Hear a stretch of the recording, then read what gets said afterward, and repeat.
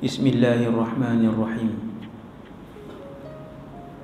Alhamdulillahi rabbil alamin, wassalatu wassalamu ala asyrafil anbiya'i wal mursalin, sayyidina wa maulana Muhammad ibn Abdillahil amin, wa ala ali kullin wa sahbi kullin ajma'in. Wa la hawla wa la quwwata illa billah al-aliyyil azim. Wa la hawla wa la quwwata illa billah al-aliyyil azim. Wa la hawla wa la quwwata illa billah al-aliyyil azim. Amma ba'd. Radina billahi rabba, kami semua redha Allah Tuhan kami. Bil Islami dina, kami semua redha Islam cara hidup kami. Wabi Muhammadin nabiyyan wa rasula, dan kami semua redha bahawa Muhammad sallallahu alaihi wasallam seorang nabi dan rasul.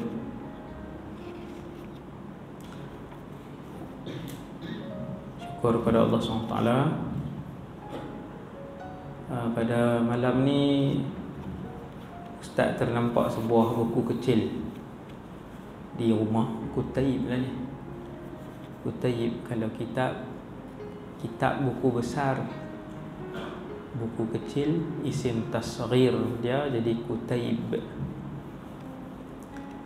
Kitab ni nama Al-Ahkamul Mardiyah Minasy Syama'ilil Muhammadiyah, karangan Al-Syaikh Muhammad Lutfi Al-Fayyumi Ad-Dimashqi. Syekh ni dia karang kitab ni, dan siapa nak photostat pun boleh, banyak mana pun boleh. Satu je syarat, iaitu mestilah diedarkan secara percuma, tak boleh jual. Ni salah seorang ulama Dimash lah, ulama Syam. Jadi sifat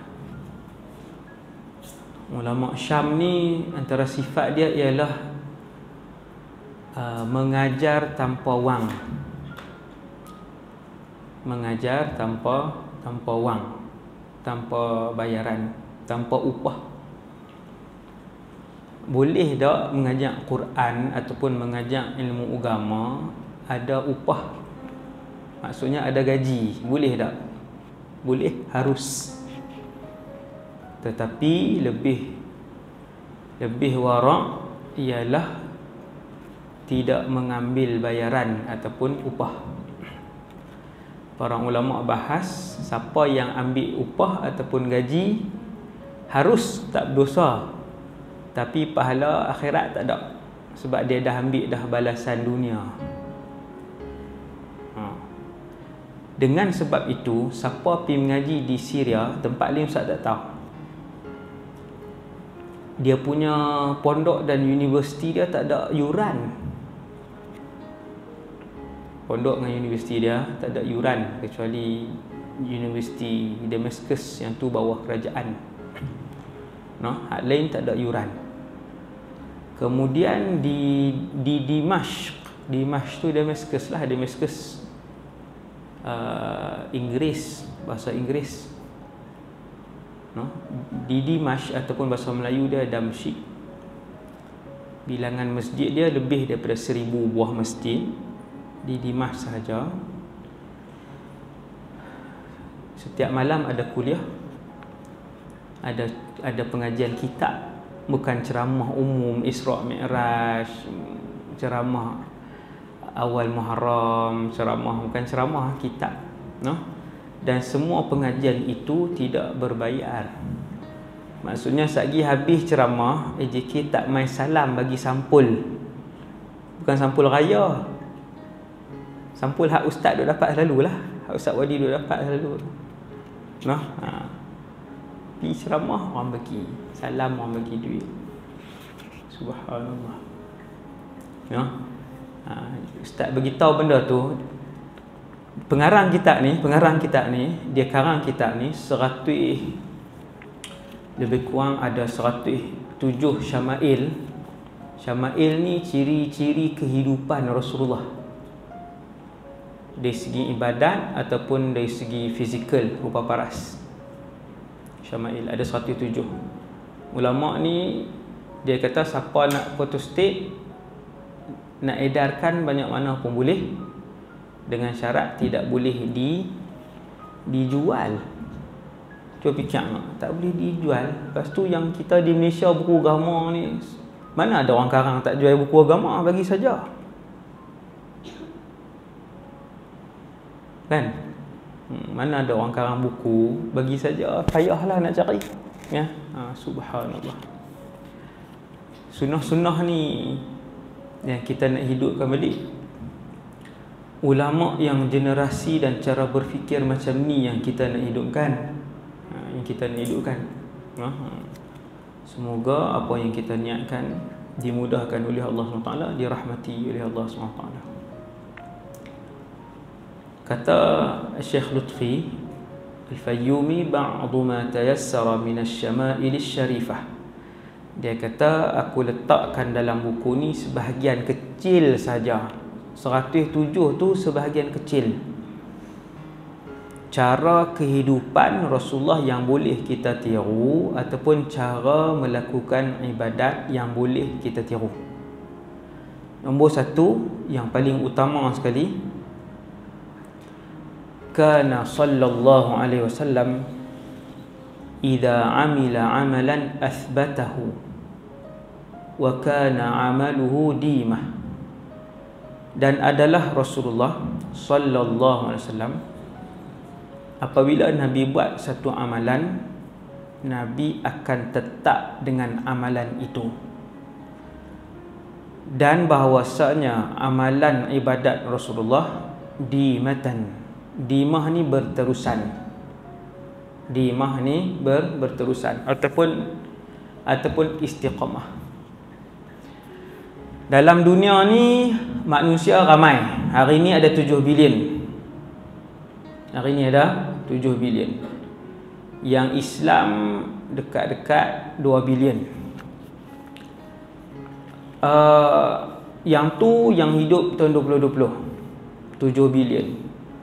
Kalau daripada dulu kita tak tahu berapa banyak. Cumanya Rasulullah bagi tahu, kamula minar rijali kathir walam yakmul minan nisa'i illa arba'ah. Hak dapat iman 100 markah, dapat iman markah penuh di kalangan orang lelaki ramai. Walam yakmul minan nisa'i illa arba'ah. Orang perempuan sejarah kewujudan wanita sampai kiamat, bukan sampai malam ni, sampai kiamat yang dapat iman markah penuh 4 orang perempuan. Laki ramai, Nabi kata kamula minar rijal kathir, ramai orang lelaki. Siapa dia orang perempuan? Hak selalu Ustaz sebutlah, hak selalu kita tazkirahkan. Muaz, sebut seorang. Dalam lihat orang Muaz. Dalam dia habis lo. Seorang lah, kalau Ustaz sebut 4 pecah cermin. Udah seorang. Wanita, di kalangan wanita 4 orang yang markah penuh iman.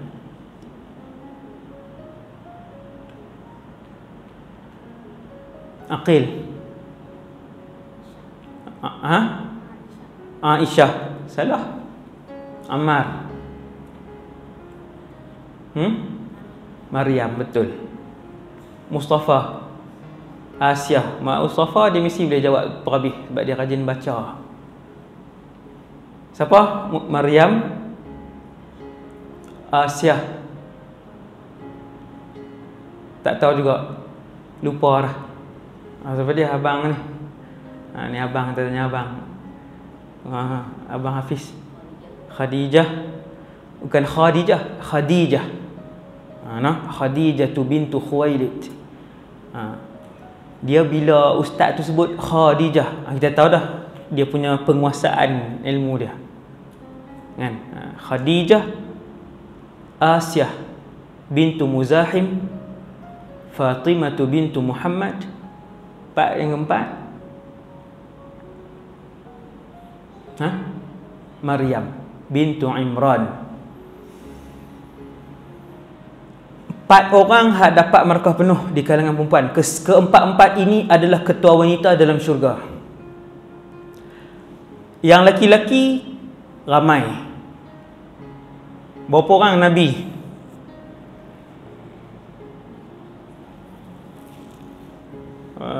Ni Abu Zain, berapa orang Nabi ada?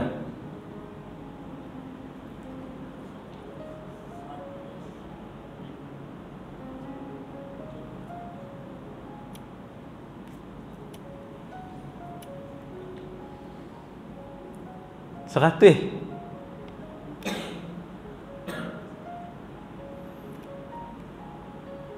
Naufal, berapa Nabi ada? Andai 124,000 Nabi dalam satu hadis yang hasan. Nabi semua markah penuh iman. 100. Mereka mengenali Allah. Allah redha dengan mereka dan mereka redha dengan Allah. Sifat Nabi, iman dia markah penuh, sempurna. Nabi 124,000. Rasul ada 313. Dalam Quran Allah sebut berapa? Berapa dalam Quran? 25.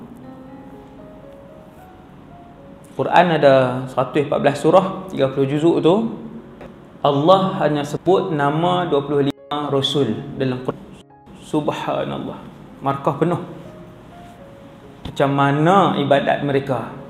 Cuba bayang tak? Macam mana mereka semayang? Macam mana mereka puasa?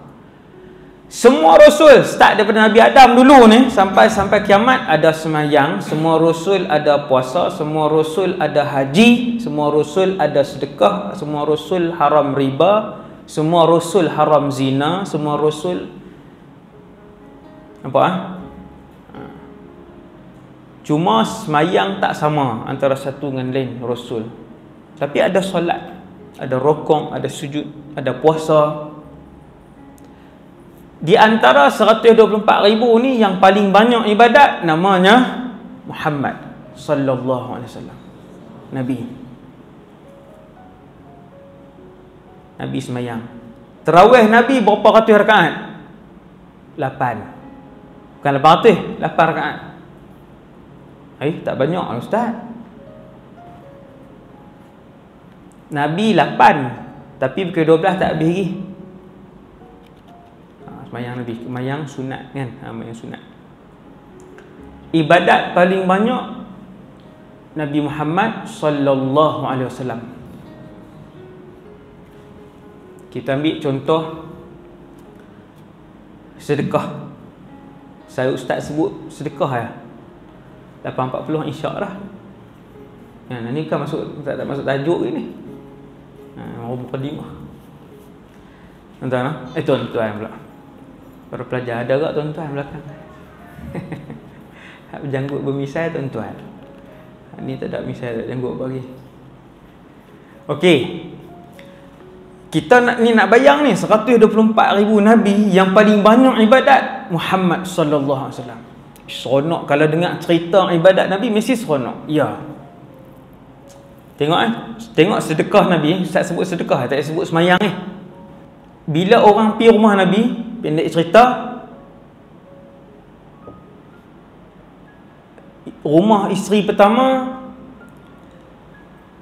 orang pergi minta sedekah, minta sedekah di rumah isteri pertama Nabi. Nabi duduk di masjid, Nabi kata pergi rumah isteri pertama, minta apa yang ada minta. Isteri pertama kata, ma indana ta'amun illa ma. Di rumah kami bukan RM1, bukan nak cakap tentang RM1. Sebiji gandum pun tak ada kecuali air saja. Ma ni air, bukan mama.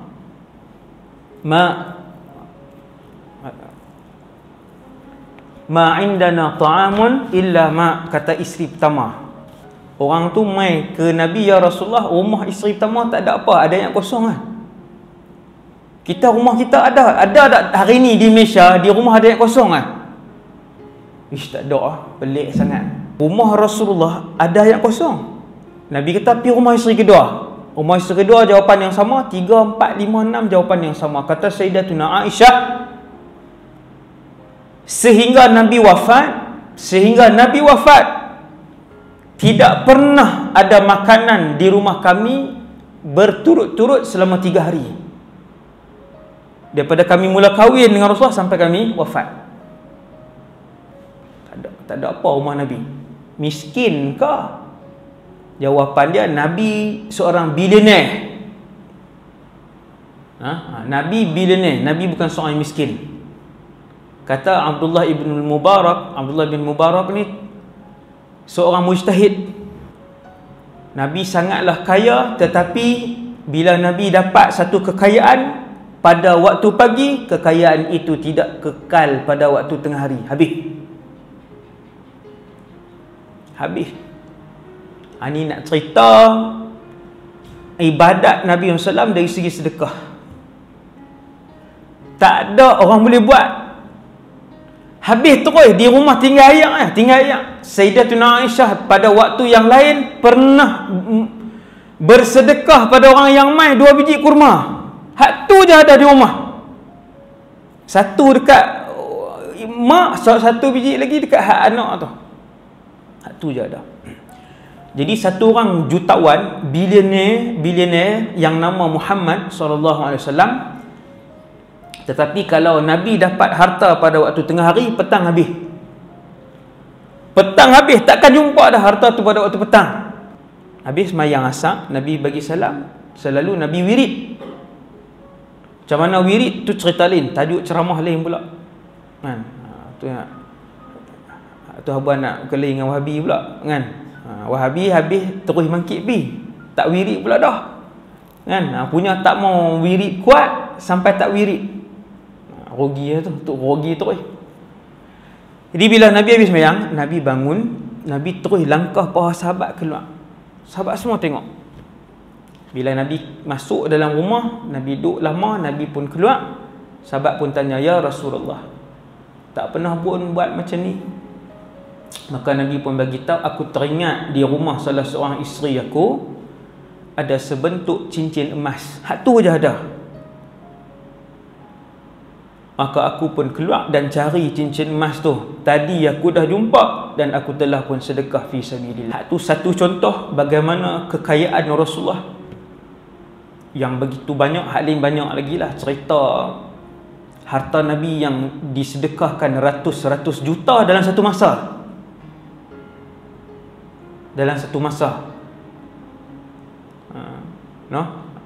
Antara negara yang sejak dulu tok nenek moyang mereka selalu pi ke Nabi dan mereka hanya bersedekah kepada Rasulullah emas atau perak. Bahrain nama dia. Sampai hari ini nama negara tu Bahrain. Negara yang kaya. Tak silap Ustaz, 1 dirham Bahrain RM15. Lebih tinggi daripada pound sterling, lebih tinggi daripada USD lah. 1 dirham dia RM15 kalau tak silap. Bahrain ke? Macam itulah, Qatar atau Bahrain. Tok nenek moyang mereka dulu daripada Bahrain naik unta pi ke Nabi bagi apa? Bagi emas. Nabi beruban tak? Ada uban. Sehingga satu hari Sayyidina Abu Bakar, yang ni orang yang besar-besar sajalah, sahabat yang besar-besar yang rapat, "Syibta ya Rasulullah." Sayyidina Abu Bakar kata, "Ya Rasulullah, nampak ada uban dah." Sayyidina Abu Bakar tengok, perhati, ada uban. Umur 63. Ada sahabat kata ada belasan helai uban. Belas ni banyak ke sikit? Sikit lah. Rambut ada 1000. Ni rambut 1000, ada belasan. Ada satu orang sahabat, dia kata, "Aku kira uban di kepala Nabi dan aku mendapati ada 17 sya'ratan bayda." Sahabat tu adalah Anas ibn Malik radhiyallahu anhu. Nak abang kata rapat Sayyidina Anas ibn Malik radhiyallahu anhu. Kena tengok cerita dia. Cerita Sayyidina Anas sejam setengah. Kehidupan Sayyidina Anas bersama Rasulullah. Menarik.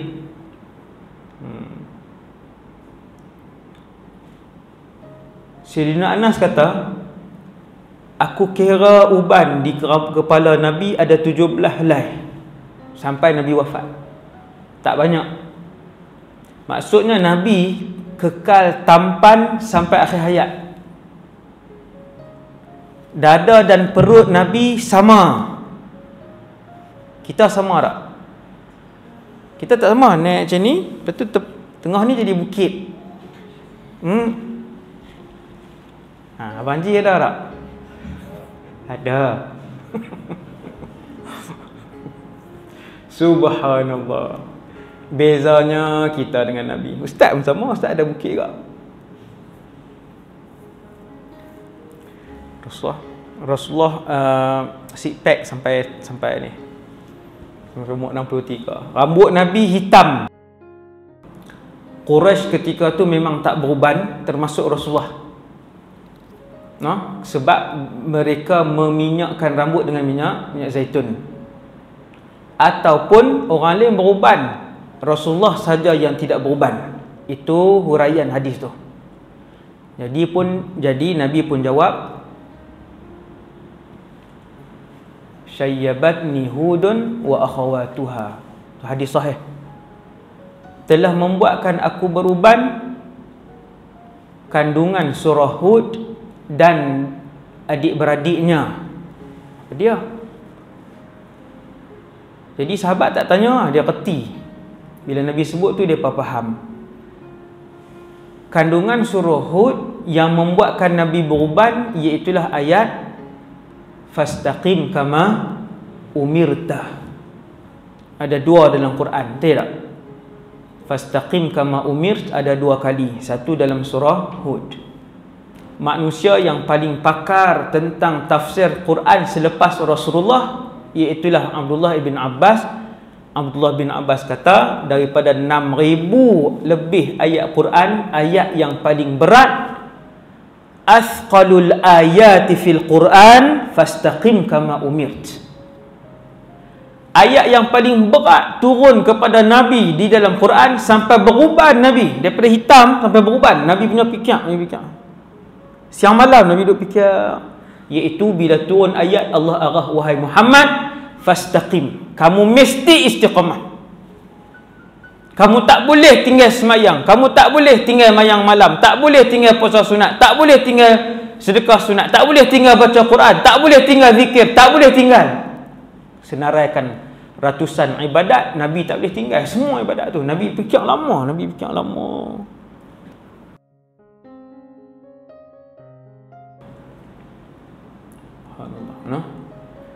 Jadi Nabi pun istiqamah sampai Nabi wafat. Tapi kalau Nabi semayang dengan orang, adakah Nabi panjang? Jawapan dia tidak. Ini selalu Ustaz cerita kan. Ulama mesti hakim, mesti bijaksana, mesti cerdik. Membuat keputusan yang tepat pada waktunya, sesuai dengan orang yang kita buat keputusan, sesuai dengan tempat kita buat keputusan, sesuai hukum itu dengan masa kita buat keputusan. Itulah hakim, dan begitulah peribadi yang mesti ada pada seorang ulama. Nabi kalau semayang malam, berdiri Nabi lama. Tapi kalau Nabi semayang dengan orang, Nabi takkan semayang lama. Nabi tak ada baca sampai sejuzuk, sampai 10 muka surat, 15 muka surat, tak ada kan. Bila Nabi dengar budak menangis di belakang, Nabi akan mempercepatkan bacaan. Rokok Nabi jadi ringkas, i'tidal Nabi jadi ringkas, sujud Nabi jadi ringkas. Sahabat tanya, ya Rasulullah, kenapa semayang ringkas? Nabi kata, bila aku dengar bunyi suara bayi itu, aku tahu ibunya dalam keadaan yang susah. Kan, bila kita letak anak bawah, kita semayang akan pertama budak tu bunyi dah. Maka Nabi pun mempercepatkan solat dia. Sallallahu alaihi wasallam. Semoga Allah SWT kurniakan hikmah dan takwa kepada kita semua. Sekian muqaddimah kan, 45 lah jadilah muqaddimah. Duk tengok tiap hari lah. Yang sekadar tu dulu insya-Allah untuk malam ni. Semoga apa yang saya sampaikan secara ringkas tadi dapat iktibar, jadikan panduan pada kita semua insya-Allah. Assalamualaikum warahmatullahi wabarakatuh.